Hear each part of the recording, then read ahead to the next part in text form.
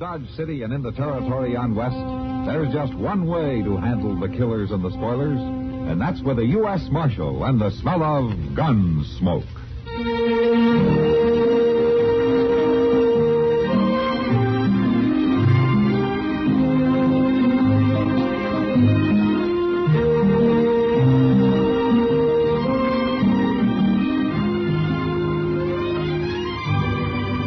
Gunsmoke, starring William Conrad, the story of the violence that moved west with young America, and the story of a man who moved with it.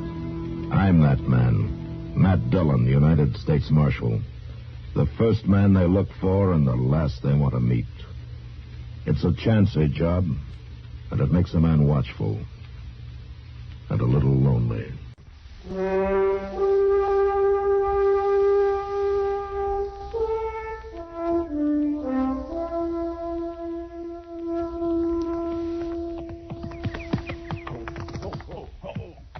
Mr. Dillon! Oh, Mr. Dillon! Yeah, what is it, Chester? Come on out here, Mint. I got something to show you. Why couldn't you bring it in the office and show me? Well, because the door ain't big enough. What?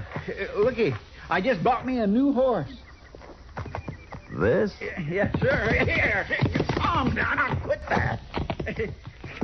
He's kindly edgy. He ain't been rid much the last couple months. Is that so? Swear I practically stole him, Mr. Dillon, the bargain I got him for. I see. I bought him off Moss Grimmick for $11. $11. And Moss paid $14 for him just last week to one of them Texas trail drivers. Guess I was kind of lucky to catch Moss in a weak moment, If huh? you asked me, I'd say it was that trail driver who was lucky, Chester. Oh, what are you talking about? This is a good horse. Yeah, he might be if it wasn't bowed in both front legs, didn't have bad hocks, and wasn't wall-eyed, Roman nose, and probably wind broke. Wind broke? I'd say that horse is worth about $5, Chester. On a gamble, of course. $5? Mr. Dillon, if that horse ain't worth 20, I'll eat him. Raw. And I'll tell you something else. If you Hey, just wait a point minute. out- Wait a minute, Chester. What's the matter? Why, declare that looks like the stagecoach from Cimarron. Why ain't he stopping at the depot? He's coming here, I guess. Must have had some trouble. Trouble? They don't carry no bullion or nothing that's worth anything. Oh! Marshal? Yeah? Marshal, Yeah, what's wrong, Judge? we got shot up, Marshal. Couple or 3 miles out of town. One of the passengers inside there's hurt. Oh, I'll take a look. Feller rode up alongside, mask over his face, fired point blank. Good Lord. What's the matter? Give me a hand here, Chester. It's Doc. He's shot bad.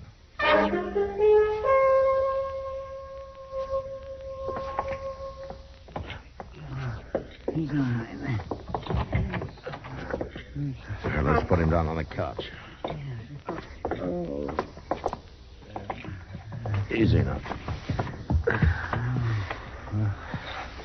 Matt? That's you? He's coming, too. Matt? Now, don't try to talk, Doc. You're going to be all right. Chester, you see if you can find Kitty, will you? All right, sir. I'll get her over here right away.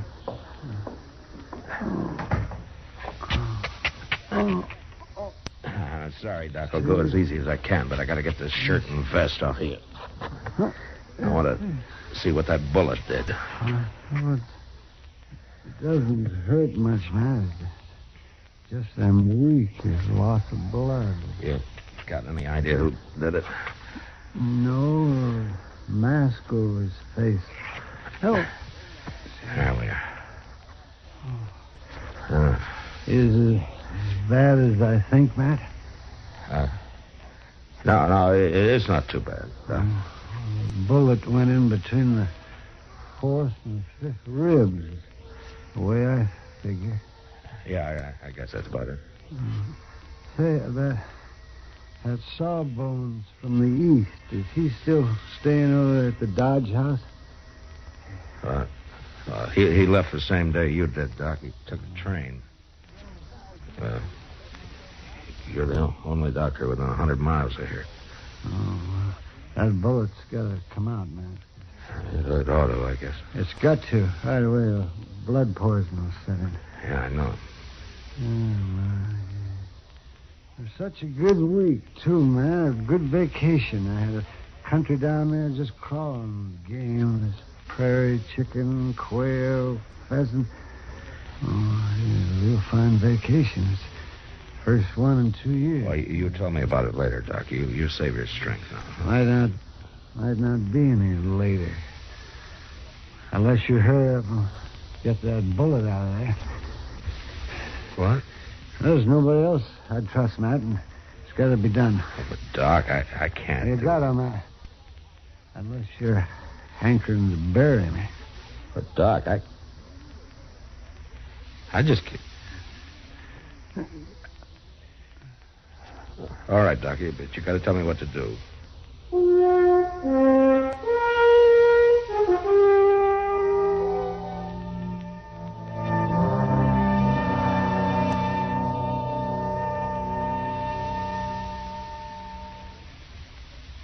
Now, just listen a minute, if you will. I've got a little story to tell you. Well, it's not so little. It's sort of a tall tale. It's about John Darling. Maybe you've heard of him. Used to be a boatman on the Erie Canal. Moved west and became a farmer. Well, old John Darling was a hard worker, he was. Became a real champion farmer. They tell about one time when John was re-shingling his barn. A heavy fog rolled in, but that didn't slow him up at all. No, sir. He kept hard at his shingling till noon. Well, while he was having lunch, the sun came out. And John discovered he'd laid the shingle roof 40 feet above the rest of the barn. Winters used to get pretty cold up that way, but this one particular winter was the granddaddy of them all. It got so cold that the air froze thick, and you had to push real hard to get through it. Well, this heavy air wouldn't let the smoke out of John's fireplace chimney. He found a solution, though. He whittled himself a paddle, fixed an oarlock to the fireplace, and he pushed the smoke up the chimney. He sat there by the hour, rocking in his chair, paddling the smoke and singing.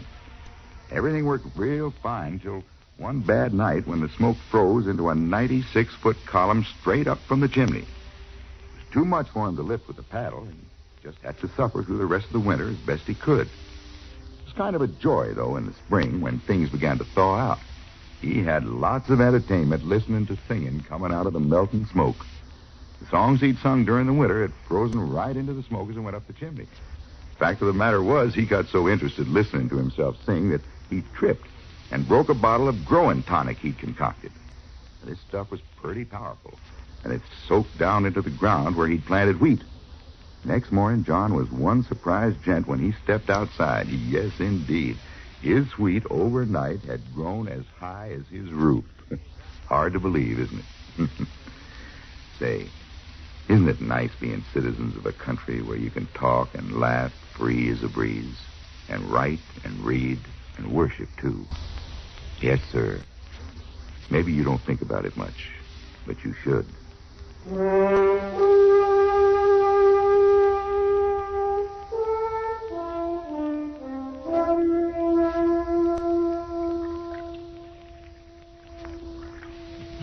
Matt, Yeah, Doc. you scrubbing your hands real good? If I go much further, the bones are going to be showing. You use plenty of that yellow soap? Yeah. I got her, Mr. Dillon. Oh, thanks, Chester. How about Kitty? Matt. Doc, I'm sorry. How do you feel? Oh, terrible, Kitty. I don't suppose you thought to bring a bottle. Well, knowing you, that's the first thing I thought of. Kitty, you're an angel. How much? Well, half a glass for a start. Doc, don't you think maybe you ought to take it kind of easy? That stuff might not go too good with chloroform. Chloroform? The bullet's got to be cut out before it starts blood poisoning, Kitty. But, Matt, you don't know anything about operating. I'm not any happier about this than you are, but it's got to be done. Kitty, will you please hand me that whiskey? Oh, yeah, I'm sorry. Here you are. Oh, thank you. Doc's going to tell me every move to make. Hey, Doc, how are you going to tell me when you're unconscious? Well, I wondered how long before you figured that out. Say, Kitty, fill that up again. No, wait a minute, Doc. Now, don't you worry about mixing whiskey and chloroform. There's not going to be any chloroform. Doc, I can't. I know what I'm doing now. That bullet, man, that's going to be tricky getting it out. Doc, isn't there something I can do? Yes, will you pour me that drink, please? And Matt, you bring that bag of instruments over here, and spread them out there on the table, and I'll show you what you're going to need. Look, Doc, I don't... Go on now. You hurry up. All right. Kitty. Here you are. Oh, thank you, Kitty. Oh. Well, what are we going to need here, Doc? Well, let me see now. Let's see that turn over. Oh, that thing there looks like blacksmith's nippers. Oh, these?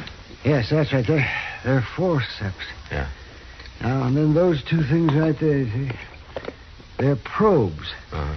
And then that hook probe, too. We'll need that to get hold of the bullet. Yeah. And then a couple of them little knife things right there. Lancets. You mean these? That's right. I guess that ought to do it, so. You can just put the rest of the stuff away. Yeah. And, Chester? Yeah, Doc? You bring that brown bottle off that shelf there. That's iodine. Sure, Doc. Kitty, I'll have another little drink there before you leave. But, Doc... Whatever he wants, Kitty. It's his party. Yeah,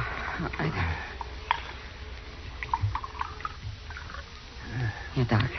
Oh, thank you, yes. I'll be back when you need me. Oh, thank you, Kitty. Good luck, Doc.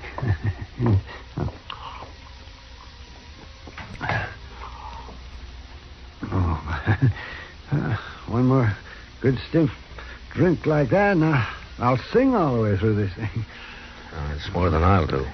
Oh, now, Matt, I'm surprised. You put enough bullets into people. You hadn't out of mind taking one out for a change. Well, that's no help. Matt, I know how rough this is on you. But, here, let me get a good grip on the sides of this couch here. Chester, I wonder if you could steady me a little bit here. You bet, Doc. I got you. Well, Doc, Forget it. Just hurry up and get on now while I still got my nerve. Now then, Matt, you listen to me. You listen close. The very first thing you do...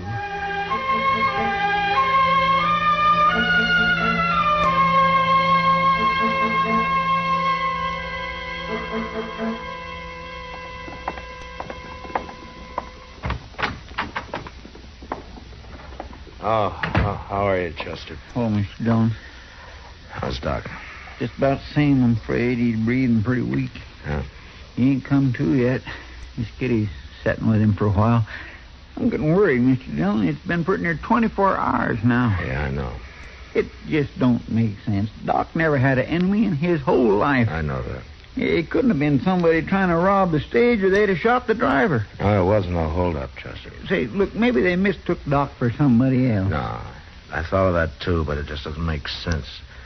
The only other passenger was a salesman from the east, and he doesn't look anything like Doc, and he doesn't know a soul in this part of the country.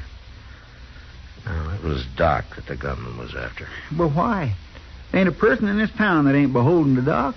It seems like there's one who isn't. First vacation Doc's took in 2 years and has to end up like this. Why, if Doc was to die, this town would be in a real trouble. Forget it, Chester. There's no use jumping at things. As long as I live, I won't never forget Doc laying there, gritting his teeth, turning white, and still trying to grin while you dug that bullet out of him. Whoever done that must have been crazy. I thought of that, too. Or maybe a stranger in town who didn't know Doc, but that still doesn't help. Come in. Anything I can do for you? You sure can, Marshal. You can get your hands up. You two. Well, I'll take that gun of yours, Marshal. There. That's better. What's on your mind, mister? You've been talking all over town, telling what you was going to do with that fellow that shot that doctor. Well, Marshal, you're looking at him.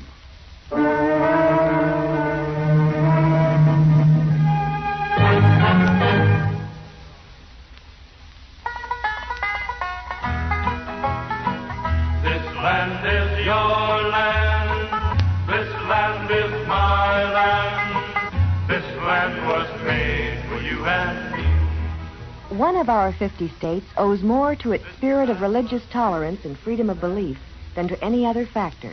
The state, of course, is Utah, and the settling of Brigham Young and his followers in the Beehive State shaped its future more than any prior event. The Mormons taught those who dwelled in the arid region that is now Salt Lake City the miracles of irrigation, and the area flourished and prospered.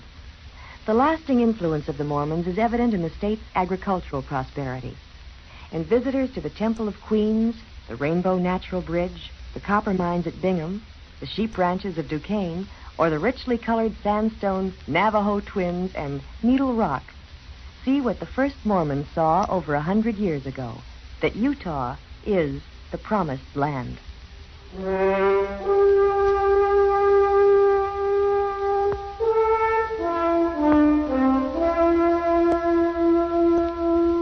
All right, you got my gun, mister. You mind if I put my hands down now? Just don't neither one of you try nothing, that's all. What's your name?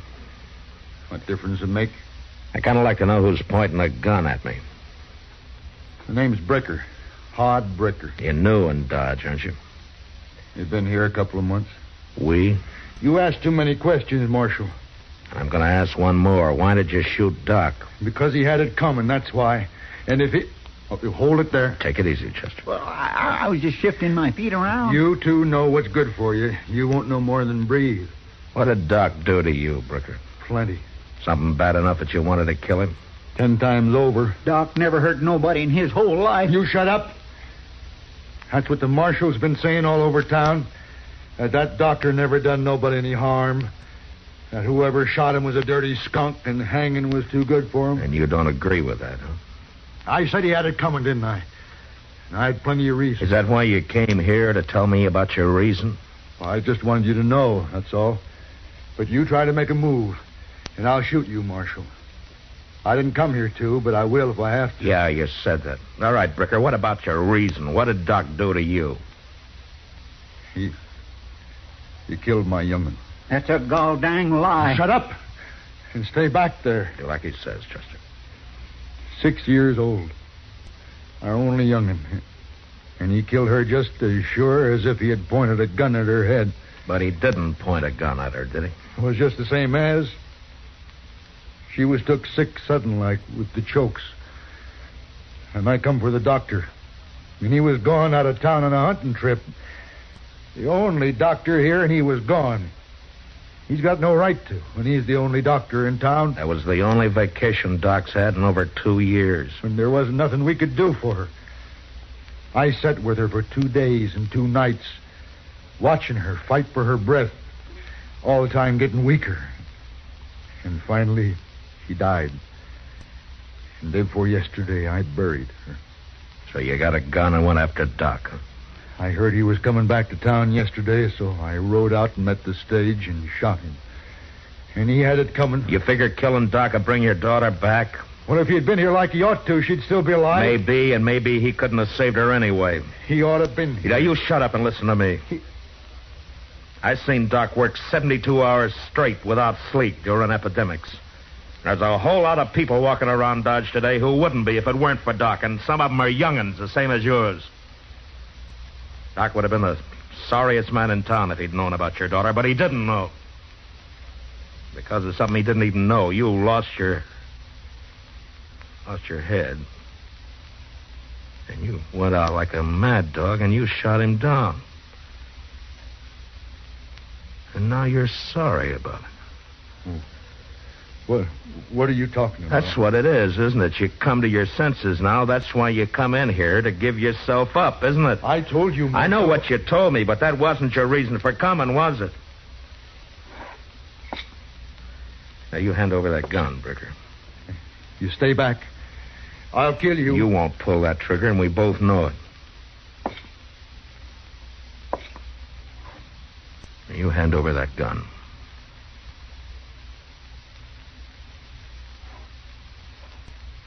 Thanks.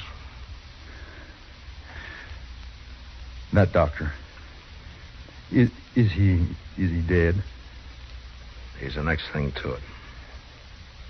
I hope he don't die. You better hope. Now, Rich, I said lock him up. Yes, sir. Come on, mister.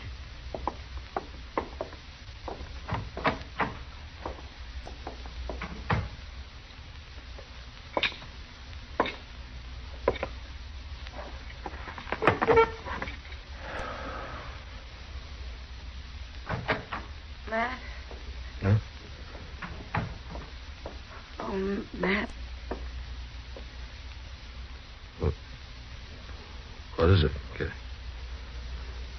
Matt, I think Doc's going to be all right. He's awake, and he's mean, growling. That's a good sign.